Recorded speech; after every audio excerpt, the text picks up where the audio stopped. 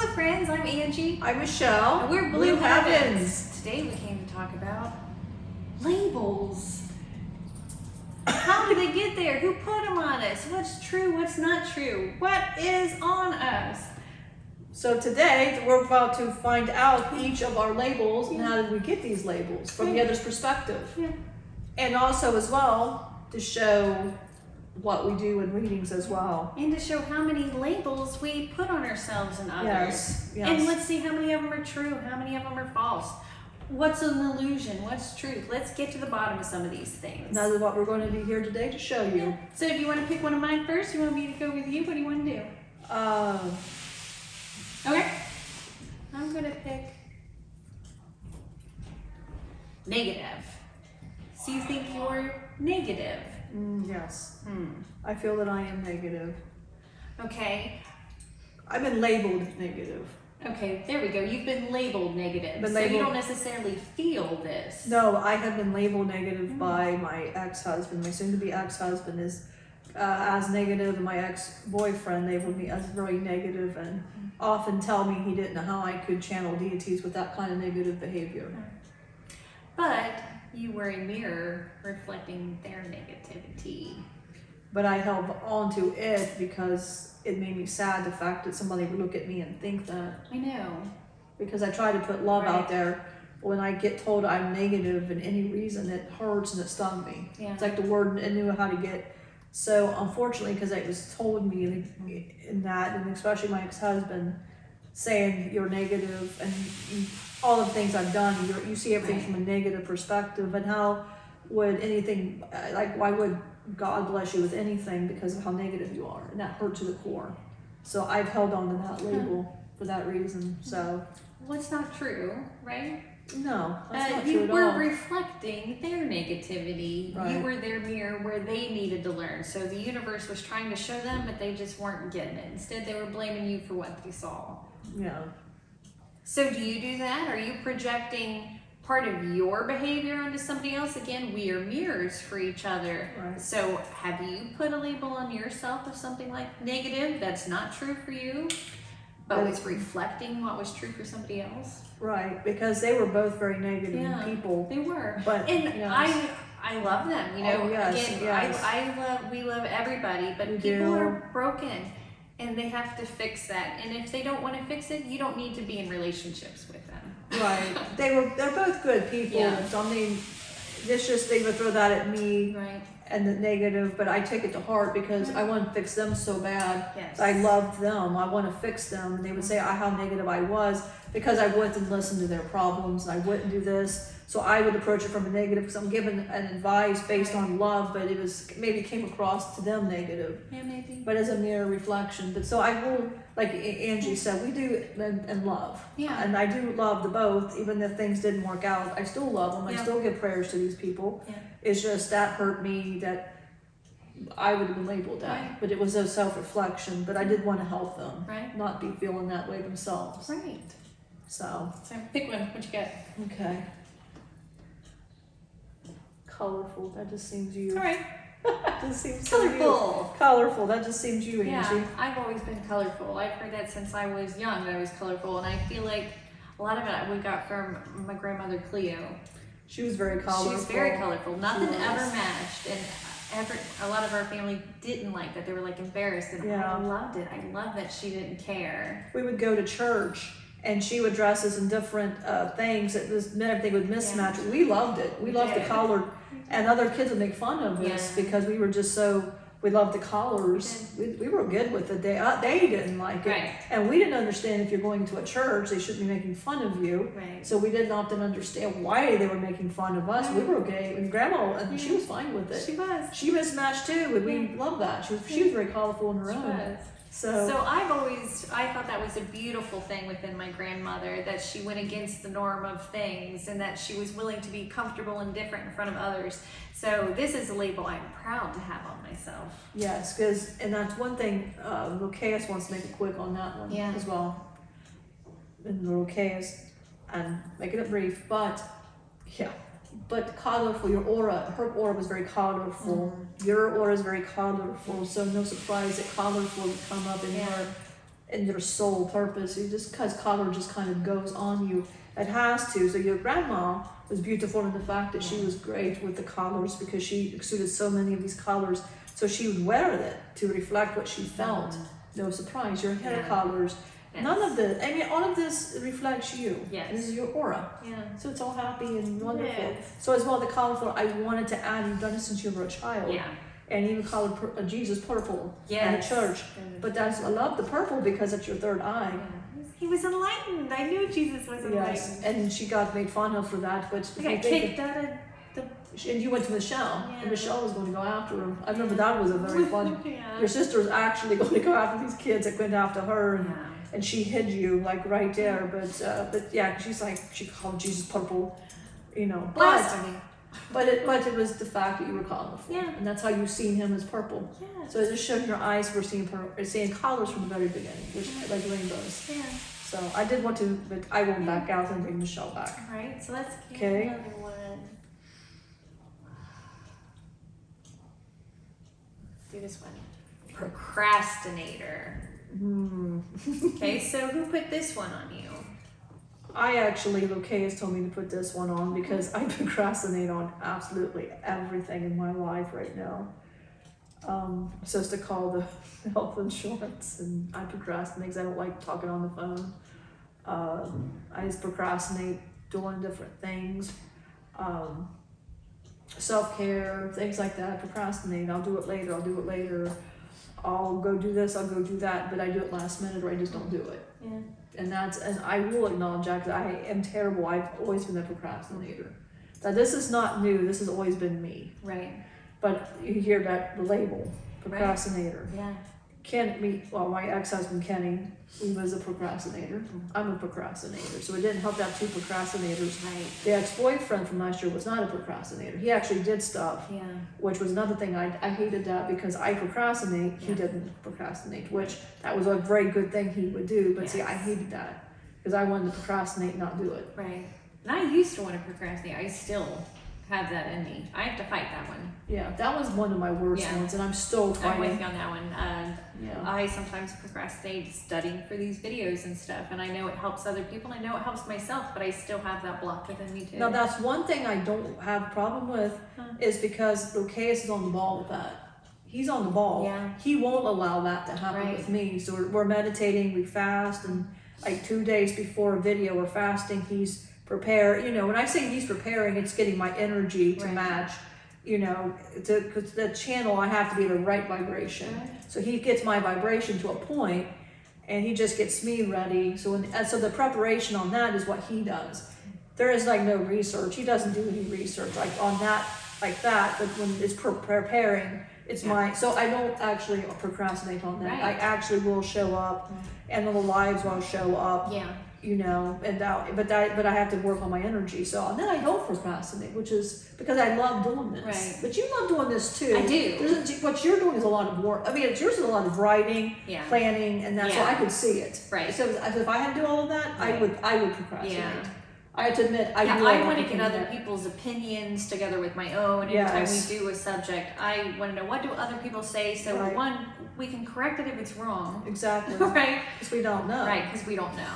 Because we don't know. We're just Right. kind of going on what we feel and Right. doing, and that, and we just follow the guidance of spirit. So if spirit is guiding us, we know it's right. Right. But it's, you know, it's what's going to be what everybody wants to see. Right. And that, and listening to the human voice and not the spirit voice. I Right. think it's a procrastinate, because my spirit's always telling me to do something, but I kind of do this to the back burner. Yeah. But Lucaeus tries to get me to do it, or Loki or Marcus, and I'm trying to back it out, like I don't want to.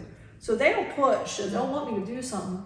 Yeah. But if you procrastinate, I will say it will happen to you in the worst way. If you procrastinate long enough, that will happen probably the way you're not expecting it to happen. Yeah. I procrastinated to leave my husband for 28 years. I procrastinated. But I didn't procrastinate to leave the boyfriend last year because I wasn't going to go through the same. So I didn't. But procrastination can teach you. Yeah. So that is a lesson that it can Yes. teach. Yes. And it did teach me. I stayed with him 2 months and I left Right. because I wasn't going to have it because I procrastinated with the other one for Right. 28. And you're not doing that person any favors. Right. And I knew I wasn't, they were not, we were oil and water, both relationships, and I knew they deserved somebody better. I wasn't it for either one of them. They deserve, and they're going to be happier, so procrastination, you do learn. Yeah. If you but that's one of the ones I'll probably always fight. Yeah. It's a rough apple. It is a rough apple. You want to pick another one off of me? Yes, I'm gonna pick this one up. This is one really. Loved. That one so resonates you, and that is so. I see pink when I pulled that out. I noticed that immediately.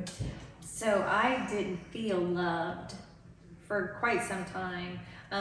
My mother-in-law Debbie told me to write "I am loved" on my mirrors around 2013. So it was after Ellie was diagnosed with cancer, and it's still on my mirror. It was written in red lipstick, and now it looks like blue because it's been there for like 9 years now.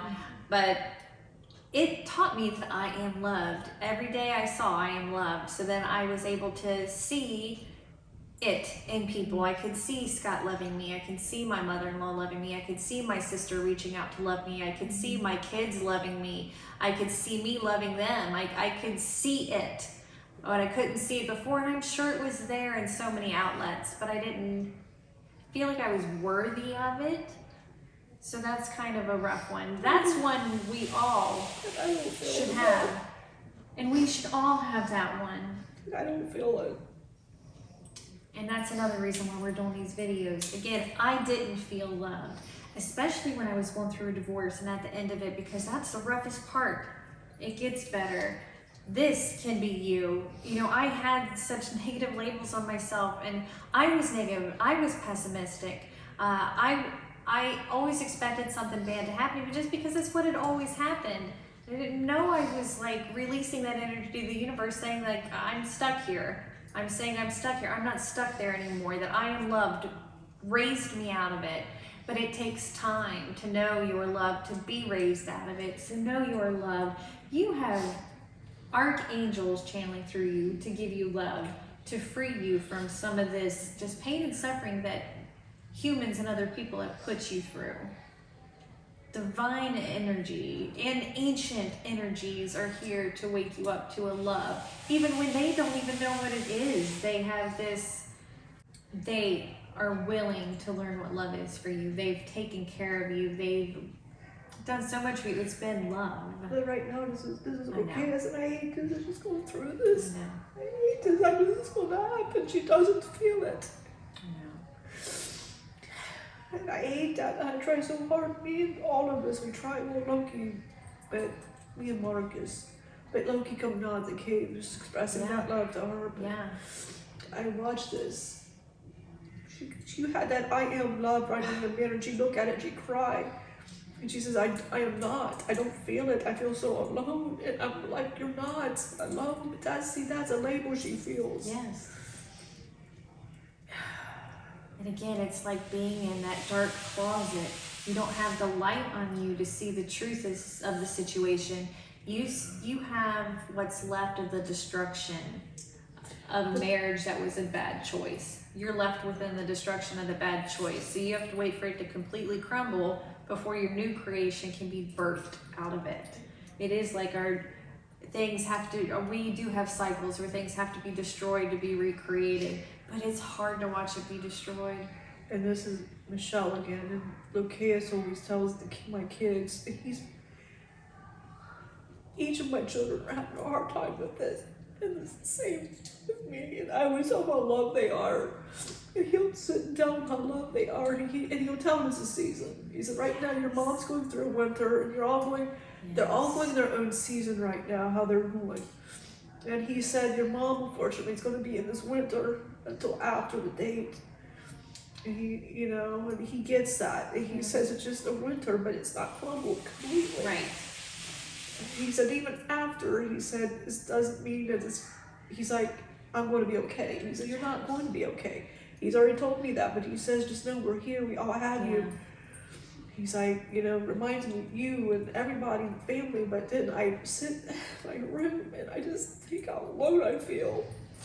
I can't walk in my house because I think of everything in my marriage. Just think of everything. I just see this being out your third eye open, unfortunately, you see everything. And all the memories just does not go away. And I just sit in my room and I just can't, I don't feel love at all. I just feel isolated and alone. And I felt like that for a year. And I felt like that for 28, 29 years. But it's just because it's crumbling and I don't know how to be. I don't know my likes or dislikes. I know nothing. And I don't feel love. I know my kids love me, but I'm trying to help them, and the kids trying to help them, and I just don't feel it. And that's one of the most terrible feelings is you just don't, you know people love you. You want to express love to others, but you have a hard time. Yeah. Right now I'm having a hard time. And I know you're not alone in this. So many people feel alone and broken. And what's it stem from? Normally it stems from they weren't treated properly from somebody else. Somebody else put their problems onto you and crushed you to make themselves feel better because they were broken, and they crushed you, and then you believed that crap. That's what happened to me. I believed all that stuff, but it wasn't true. It wasn't true. It was an illusion, and it's hard to get out of that illusion to come back to this. I don't know why it is. My friend Jack Valentine posted that, you know, he got sick with cancer, and he wished that you didn't have to hit rock bottom to be able to know that there's something beautiful outside of that. But as humans, it is like curiosity, you know, it kills the cat.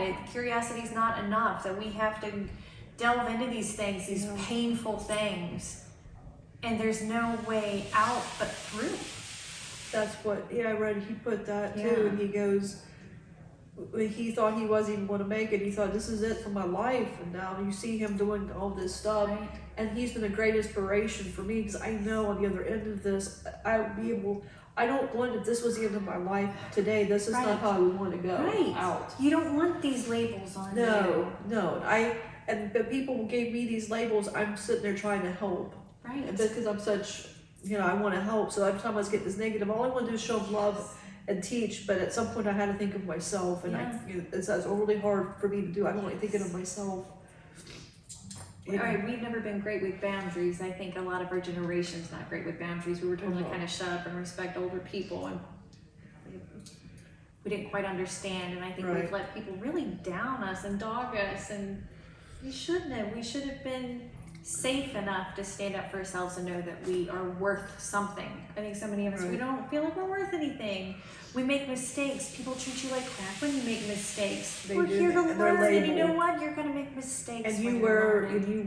Yeah, you wear it. You wear these the labels. painful things. And they could be good things, but you notice Angie's got beautiful things on her, and all mine are just negative because I can't see any of that. Like colorful and I can't see any of this stuff right now. Some of these, though, I think that you deserved. I have helper. You are a helper. I don't feel like a helper. But you are. When we do lives and stuff for people, when we're connecting with people, and we're trying to share our vulnerability with people, you become a helper. Gentleness. You contain a gentleness within you. People have tried to tell you that you're these negative things because they wanted you to be. It's like when there's a love and then there's a non-love, it's like that energy is trying to meet its match, right? They're trying to match up. Well, how are you gonna match? You gotta bring someone down. And you're gentle and loving, you're willing to come down to where they are. They're just not strong enough to come up. That makes sense. But you are a helper. You're here using this pain to help other people. Loki, helper, helping other people. Us, helping other people. Mother, you're a mother and you're a great mother. Your kids love you so much, and you've been so good to your kids this whole time. You've been the best mother you could be to them. Without a doubt. They love you. They love you unconditionally. I love them unconditionally. I do anything for my kids. Yes. Yes. And your family, you've spread that out to, you're more open with mom and dad, you're more open with me. You're more open now. You're allowing some of these good things to come through. Is there another one? Evolving.